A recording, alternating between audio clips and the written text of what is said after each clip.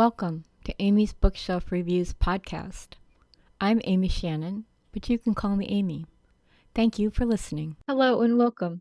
I hope all is well with you. I'm Amy, and today I'm talking about Bob Freeman's book, Beyond Luna. Excuse me. It is the first book in a series of books called H2LiftShips.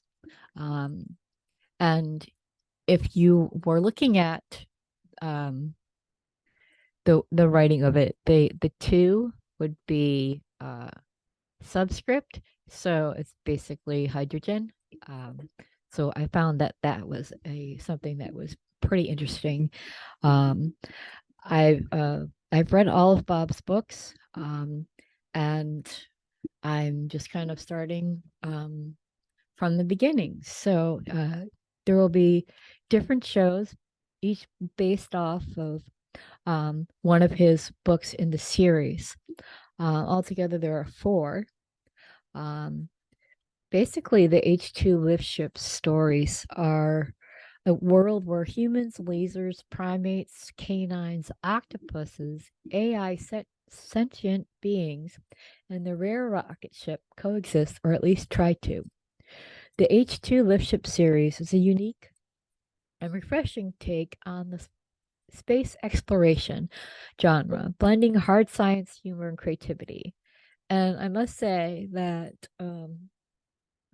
yes, all of those things are in his books.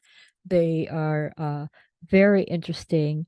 And Bob is one of those great storytellers, and he is intelligent. And you could tell that in his writing that he knows what he's talking about. So, like I said, he says there's hard science in there, and then there's some science fiction. And you always notice that, or at least science nerds or science fiction nerds, I count myself as one of them, science fiction nerd, but, there's always that hint of reality, and sometimes science fiction is ahead of its time, and the world will eventually catch up to it with its technology. So let me tell you a little bit about this book called Beyond Luna. You're welcome to the H2 lift ship technology and the heliosphere. H2 lift ships, a tech manual for the future. Imagine a world like ours, but different. Part road trip, part solar sailing, always with food, gambling, jail, pirates, but not necessarily in that order. No, there aren't aliens or monsters or blasters or pyrotechnic computers or anti-grav powered rockets. But there is lasers and primates, canines and octopus, space travel through solar sails, and the rare rocket ship. There's no violence except for spinning meat bolas and asteroid pebbles coming to the defense of their home rock. So it is a very interesting story. You can kind of picture it in your mind. And I just really, you kind of get into it and you get lost, lost in the story. You know what's going on, and it's it's fun because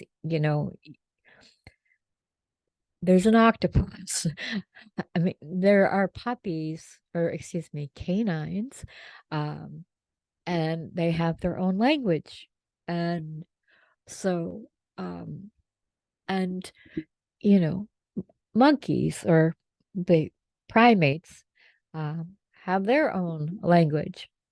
Uh, so I went through these books again. Um, because I'm doing some promotion for Bob over starting in January.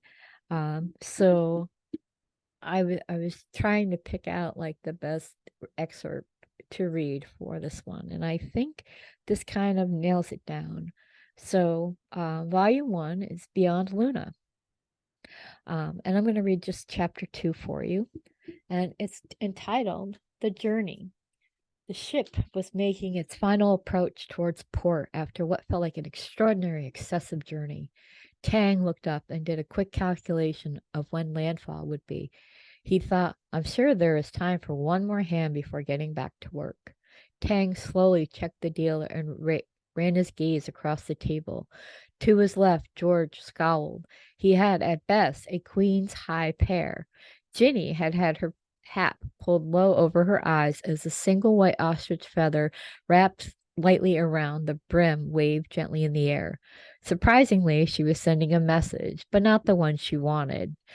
There was a clear sign of a bluff. The edge of the moon appeared in the starboard porthole, its white light eerily bathing the table, highlighting Tang's hairy red arms. The ship creaked from the stretch of the lines as they pulled tightly on the sail for the final approach. The sound echoed through the common area, telling all on board it was time to go back to work. A gray shape appeared in Tang's peripheral vision as the ship swayed, tilted hard, and came about. The light from the porthole now brightly shimmering from the blue, white, and gold of the earth passing below. The ship's common area was lightly decorated, as befits an H2 lift ship, where weight is more important than beauty. The standard plastic walls were overlaid with bamboo paneling, and the floor was lightly stained with redwood, and the ceiling untouched with exposed pipes over the dark plastic. Portholes encircled the area, but were seldom used since dark space and unblinking stars are boring at best. Photos: Earth, Luna, asteroid scenes, and a few modern paintings were randomly placed around the room. Help break up the simple color scheme. A small galley was set in the stern, and the tables and chairs placed along the floor. Magnoplastic crisscrossed the floor and walls and was embedded into the tables to ensure everything stayed in place at 0G. Gray shape moved from Tang's peripheral vision and resolved in its crewmate Jack, who growled as he flew through the 0G cabin. He headed straight at Tang's head, snout first, sharp teeth, mouth open, his blue and brown eyes glaring straight ahead. Tang ducked, and Jack, now a snarling gray furball with legs, twisted and bounced off the bulkhead.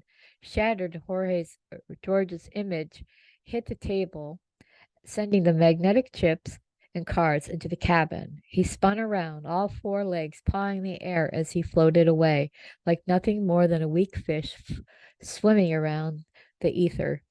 Jack exclaimed, Captain says time prepare descent now. Hey, you son of a female dog. I was winning, shot back Tang. Jack snarled, Captain says now. Stop try be human. Go work now, you big red ape. Not a gamer. Tang thought they should have never given dogs the ability to talk.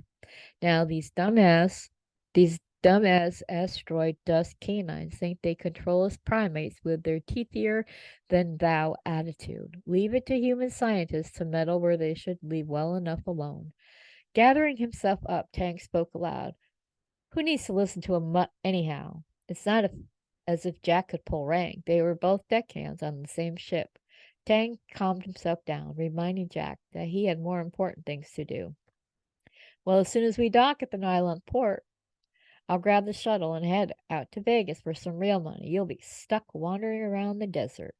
Ah, Las Vegas, uniquely non-discriminatory to age, sexual orientation, genetic variability, or species.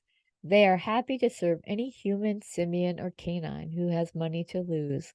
Never forget when they say guaranteed 90% winning, it means you get a 3% loss on every standard spent year after year. Good odds, but only for the house. Of course, Tang, like most others, misread the formula, thinks it means that 3% of the clients will win, and he, of course, would be one of those.